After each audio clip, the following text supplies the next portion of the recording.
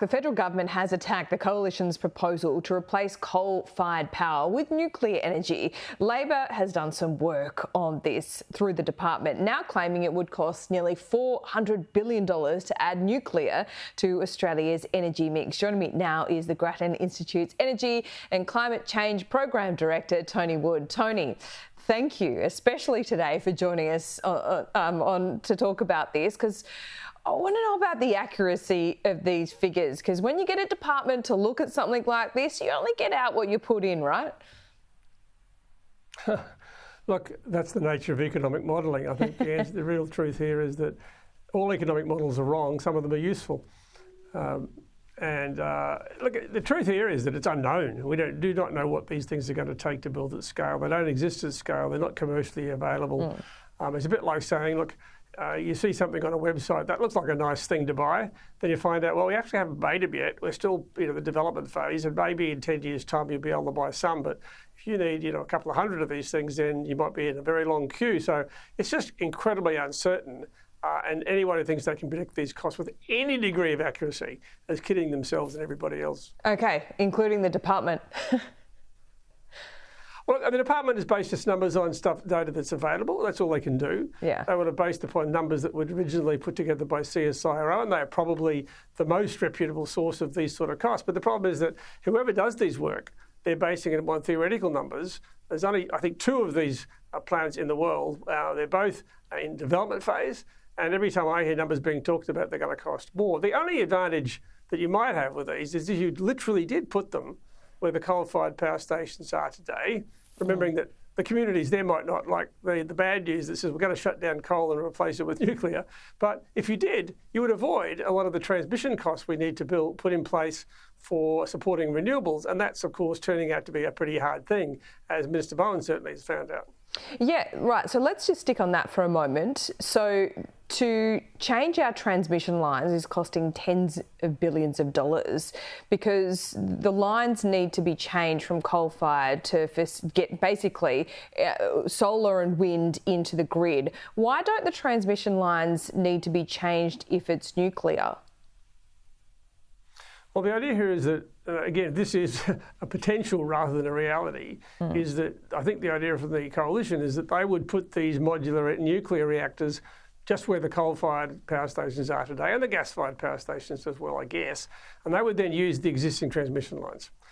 Whereas, even though we put a lot of wind and solar in already where the existing transmission lines have capacity, they were designed to send electricity out from large centralised power stations. And wind and solar are not like that. They're distributed all over the place, and that means you have to connect them with more transmission. We have a very high renewable system. More transmission between the states makes a lot of sense, and that's why we're having to build this extra transmission. And what generally tends to happen is that the cost of these transmission and the storage to balance a high renewables grid probably pretty well balances out a lot of the low-cost benefits of wind and solar, but they also get emissions down. And we can be much more confident now than we have been for a while about what the cost of a renewables grid will look like. We've got really no idea what a small modular reactor nuclear grid will look like. The good news is the opposition is not suggesting we build the huge existing nuclear power stations, which are eye-wateringly expensive, and we already know that for sure.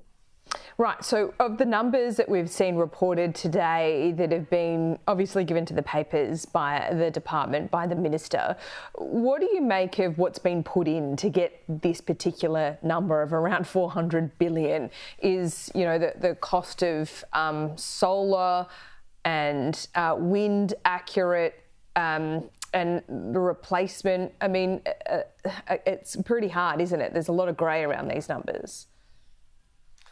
Well, yeah, and that's the nature of putting together numbers that are going to take place over some years' time into the future. And often the numbers, particularly the things we don't know a lot about, not because they're unknowable, it's just no one's ever done this yet, in terms of the small modular reactors, is that they're still well into the future. And the longer they are into the future, the cheaper they can be made to look.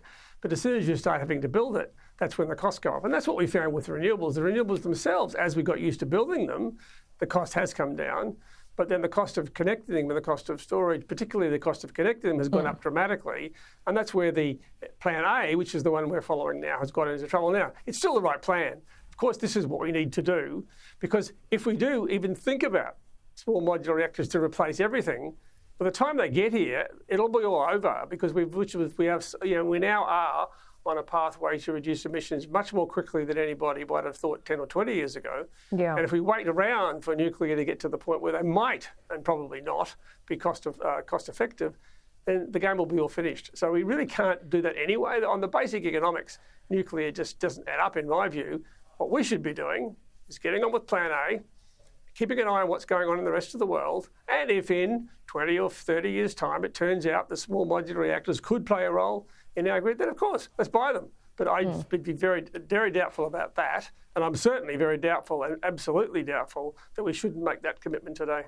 Yeah, okay. So, Tony, when it comes down to it, a lack of bipartisanship over the last 2 decades have got us to this point, really, where we're trying to catch up when it comes to renewables, which is making them more expensive.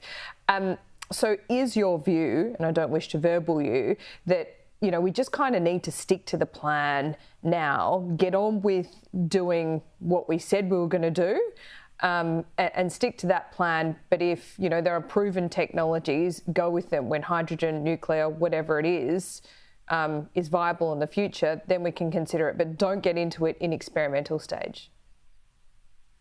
Look, I'll tell you, you're absolutely right. Look, right now, the good news here, by the way, is that both sides of politics, that we now have continuing bipartisan support to the end game. That is a big change from where it was even only 3 or 4 years ago, and that's great. Well, kind of. I think the opposition... is that a little optimistic from you? Because we see, a bit of splintering in that sense. Yeah, a bit of splintering in that sense, and I don't think it's rock solid. Yeah.